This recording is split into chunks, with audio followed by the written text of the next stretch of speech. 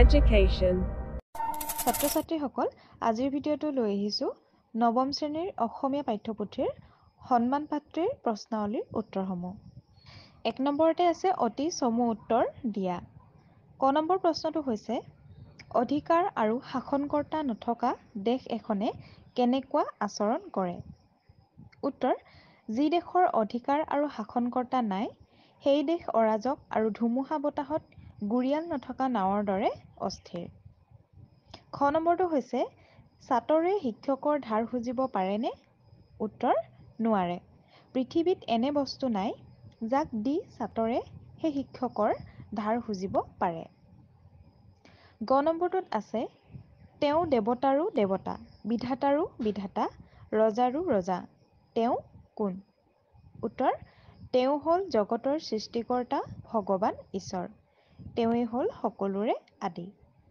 ঘ নম্বৰটোত আছে হেমচন্দ্ৰ বৰুৱা কোনখন কাকতৰ সম্পাদক আছিল? উত্তৰ আছাম নিউজ কাকতৰ সম্পাদক আছিল।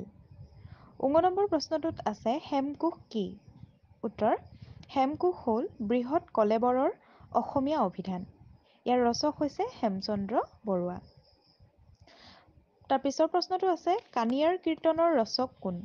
উত্তৰ কাণিয়া কীৰ্তনৰ ৰচক হ'ল হেমচন্দ্ৰ বৰুৱা। ইয়াৰ পাছতে ২ নম্বৰ প্ৰশ্নটোত আছে ঈশ্বৰৰ পাছতেই পিতৃ-মাতৃ আমাৰ মাননীয় কথাষাৰ বুজাই লিখা। উত্তৰ ঈশ্বৰৰ পাছতেই পিতৃ-মাতৃ আমাৰ মাননীয়। তেওঁবিলাকেই আমাক জন্ম দিছে আৰু কেঁচুৱাৰে পৰা তেওঁলোকে অনেক দুখ কষ্ট সহি কোলাত লৈ তুলি তালি ডাঙৰ দীঘল কৰিছে। খোৱাৰ পৰা ধৰি নৰিয়াত পৰিলেও আমাৰ আৰোগ্যৰ নিমিত্তে যত্ন কৰিছে। আমাক ভাল মানুহ কৰিবলৈ প্ৰাণকো উচৰ্গিছে। পিতৃ-মাতৃৰ বাবে আমি এই বিচিত্ৰ সংসাৰখন দেখিবলৈ পাইছোঁ। সেয়ে পিতৃ-মাতৃ আমাৰ বাবে মান্য। ৩ নম্বৰ প্ৰশ্নটো দিছে শিক্ষকৰ প্ৰতি ছাত্ৰই মান সৎকাৰ কিয় ৰাখিব লাগে? উত্তৰ শিক্ষকসকলে জ্ঞান প্ৰদান কৰে। ছাত্ৰই যিবোৰ বস্তু সাধাৰণ চকুৰে নেদেখি বা নুবুজি কণাৰ দৰে হৈ থাকিব লগা হয় সেই কথাবোৰ শিক্ষকসকলে জ্ঞান প্ৰদানৰ জৰিয়তে বুজি পোৱাত সহায় কৰে। আমাৰ শাস্ত্ৰত লিখা আছে যে অধ্যাপকে যদি মাত্ৰ এটি আখৰো ছাত্ৰক শিকায় তেন্তে ছাত্ৰজনে পৃথিৱীৰ একো বস্তুৰে অধ্যাপকজনৰ ধাৰ পৰিশোধ কৰিব নোৱাৰে। গতিকে আমি সকলোৱে শিক্ষকৰ প্ৰতি মান সৎকাৰ সদায় ৰাখিব লাগে। ইয়াৰ পাছতে আছে ৪ নম্বৰ প্ৰশ্নটোত সন্মান পাঠটোৰ পৰা কি কি শিকিলা চমুকৈ লিখা। উত্তৰ সন্মান মানে হৈছে গুণ, পদ-মৰ্যাদা, জ্যেষ্ঠতা আদিৰ ভিত্তিত লাভ কৰা শ্ৰদ্ধা বা আদৰ। এজনে আনজনৰ প্ৰতি দেখুওৱা শ্ৰদ্ধা বা আদৰেই হৈছে সন্মান। আমাৰ ব্যক্তিগত আৰু সামাজিক উভয় জীৱনতে এই শ্ৰদ্ধা, আদৰ বা সন্মান অপৰিসীম।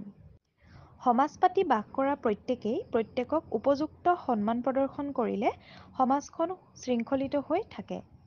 পাঠটোত কবিয়ে প্ৰকৃত সন্মানৰ পাত্ৰ কোন, সেইসকলক কিয় আৰু কেনেকৈ সন্মান বা শ্ৰদ্ধা কৰিব লাগে, সন্মান প্ৰদৰ্শনে মানুহক কিদৰে মহান কৰে তাৰ এটি সুন্দৰ আলোচনা দাঙি ধৰিছে।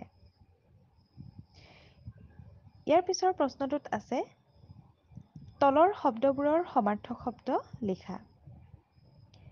নৰিয়া, নৰিয়াৰ সমাৰ্থক শব্দ হ'ব বেমাৰ, অসুখ, ৰোগ। জগত, জগত হ'লে ধৰা, ধৰণী, পৃথিৱী। লোটক, লোটকৰ সমাৰ্থক শব্দ হ'ব চকুলো, চকুপানী। চকু, নয়ন, নেত্ৰ। মান, শ্ৰদ্ধা, সন্মান।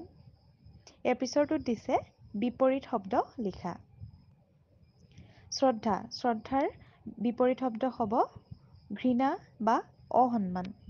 শলাগ, অশলাগ বা অকৃতজ্ঞ। দুষ্ট, দুষ্ট হ'লে শান্ত, সাধু, সৎ। জ্যেষ্ঠ, জ্যেষ্ঠৰ বিপৰীত শব্দ কনিষ্ঠ। ন্যায়, ন্যায়ৰ বিপৰীত শব্দ হ'ব অন্যায়। ছাত্ৰ-ছাত্ৰীসকল আজিৰ ভিডিঅ'টো আছিল ইমানেই। যদি ভিডিঅ'টো ভাল পালা তেন্তে ভিডিঅ'টো লাইক কৰিবা, কমেণ্ট কৰিবা আৰু বন্ধু-বান্ধৱীলৈ শ্বেয়াৰ কৰাৰ লগতে আমাৰ চেনেলৰ প্ৰশ্ন উত্তৰৰ ভিডিঅ'সমূহ পাই থাকিবলৈ চেনেলটো ছাবস্ক্ৰাইব কৰি ল'বা।